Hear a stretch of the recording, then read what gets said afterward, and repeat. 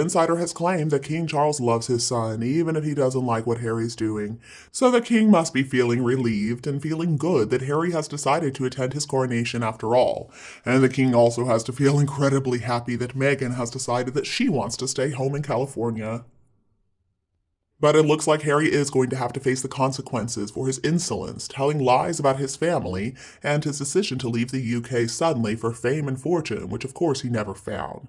Harry's going to sit with the non-working royals. He's not going to pay homage to his father the way that his brother will, and nobody is going to want to speak with him.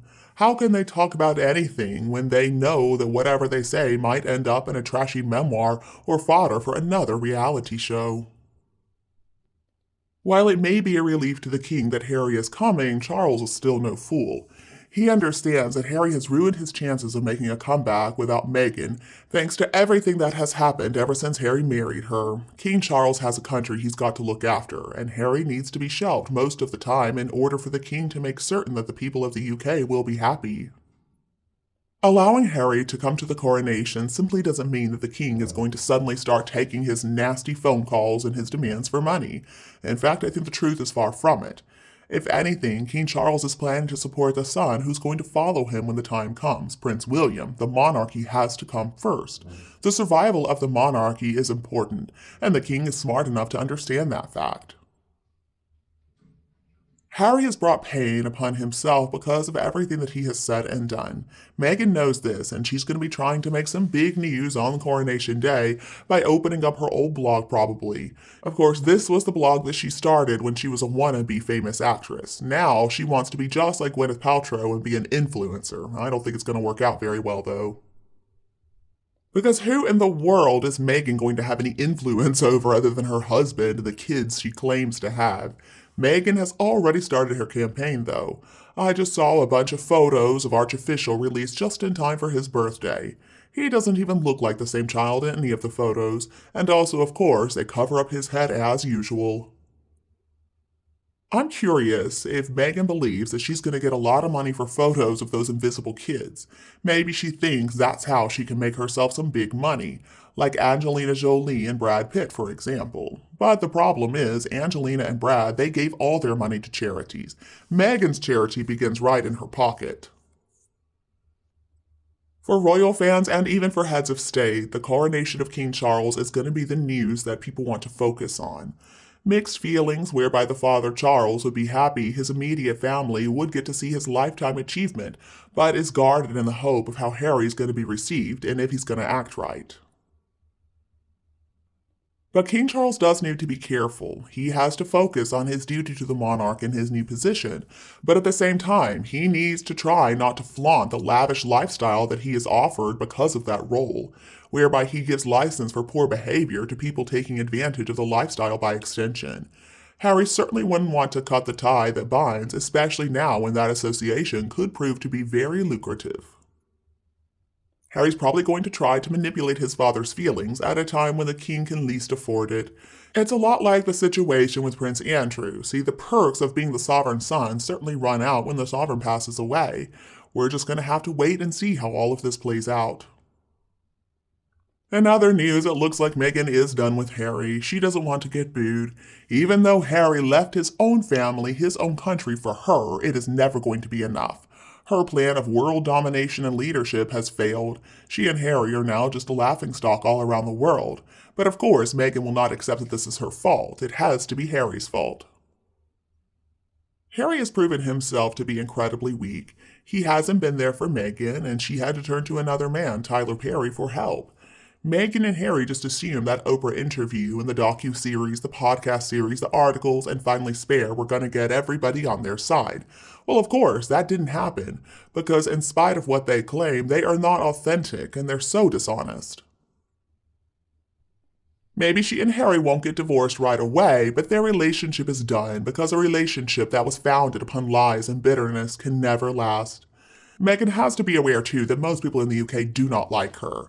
I think she felt that at the Jubilee celebration and only a few months later at the funeral for the late Queen. She and Harry did not get any of their demands met. No front row seating, no part in the ceremony for Archofficial, no balcony appearance, no acknowledgement of Archie's birthday, and no apology to Meghan. So there was really no reason for Meghan to attend. They would not have gotten any new material for Netflix or Spotify, so of course there was no reason. I think Meghan is sick of being criticized by everybody for her hair, her smile, her clothes, her attitude. I mean, she has been ripped apart by the public for all her gaffes. It wouldn't have really mattered what Meghan did or didn't do at the ceremony. She probably felt like she was in a lose-lose situation, so she decided she just didn't want to put herself in that situation where everything that she wanted was denied. But of course, Meghan only has herself to blame for being in that situation in the first place, although she'll never admit to that. Everybody misunderstands her, and everybody else is to blame for Meghan's situation. That is the biggest reason. But another is that Archofficial is supposedly going to celebrate his 4th birthday on the very same day. Supposedly, Meghan just couldn't stand the thought of him being all by himself on his birthday, which could have happened if she had gone with Harry.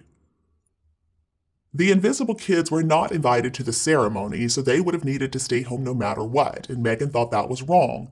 Either excuse, I guess, is good enough. I prefer thinking, though, that Meghan values her kids enough that the second reason is the one that she's going to use when they ask her why she's not coming. But knowing how Meghan views herself and puts her wants and desires above anybody else, including her family, perhaps the first reason is actually more realistic. In the UK, Meghan's popularity plummeted. There were boos that were aimed at her on her last visit, and you know what? Netflix has seen her increasingly unpopular. She just said too many things that were incredibly offensive. Catherine, though, has behaved perfectly as always. Any accusations against her are made up. The real reason for Meghan not showing up at the coronation is because she's worried that her brand is going to be destroyed. And as for the story about when Meghan was still in the royal family, the stuff about them not allowing her to seek help for her mental illness is just a bunch of nonsense. They probably were just trying to make sure that she was safe by telling her how to go about it in a private way. Harry had actually been offered counseling years before, and he was in therapy at the time, so it is ridiculous to say that they didn't allow Meghan to seek therapy. And how could we forget all that garbage about racism? You know what? That is more about Meghan's crude American ways than the color of her skin. I am sure that a black duchess with more sense of decorum would be so welcome in the family. After all, Charles has always been especially accepting of other races and religions. He has declared himself a defender of faith, not the faith, and that expresses a longtime interest in Islam. Through the Princess Trust, he's also a big supporter of many multicultural initiatives and communities. So without the cold hard facts, of course, we cannot draw any real conclusions. But Meghan reminds me a lot of a sister-in-law of mine. She cannot stand it when she's not the center of attention, and she always has to try to one-up everybody else. See, I believe she's not coming because she hasn't been able to control the narrative. The thought of being a bit player instead of the real star is terrifying to Meghan Markle. And you, what do you think about Harry and his wife Meghan? Please tell me your opinion below in the comments section. If you think my video is helpful, don't be afraid to like and share it with your friends and relatives who need it anytime you want. And please